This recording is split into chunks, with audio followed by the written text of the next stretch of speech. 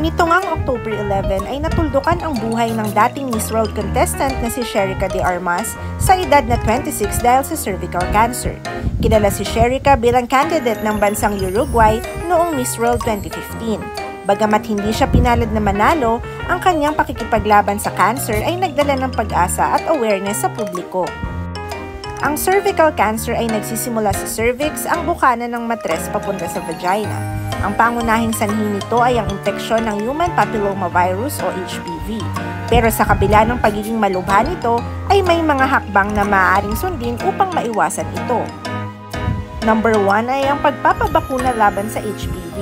Mahalaga ang bakuna laban sa HPV para sa pag-iwas sa cervical cancer. Hinihikayat ang mga babae na magpabakuna mula edad 9 hanggang 26. Number 2 ay ang regular na pap smear test. Ang pagkuha ng regular na pap smear test ay mahalaga para sa maagang pagtuklas ng anumang abnormalidad sa cervix bago pa ito maging cancer.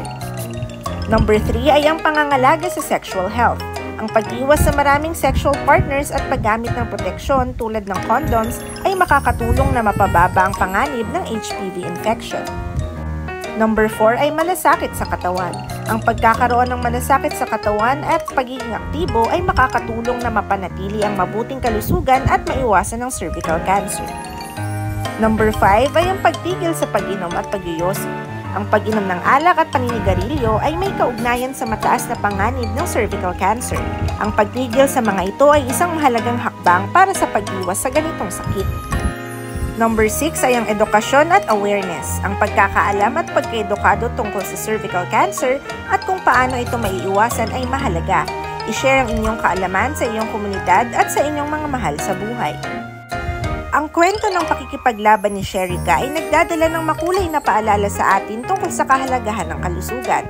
Sa kanyang paglisan, we can honor her sa pamamagitan ng pagtanggap sa edukasyon at pag-prevent sa cervical cancer. Sa ating pagkakaisa, maaari nating iligtas ang maraming buhay at ipagpatuloy ang laban para sa isang mas malusog na kinabukasan. Anong masasabi niyo dito? Let us know through the comment section below.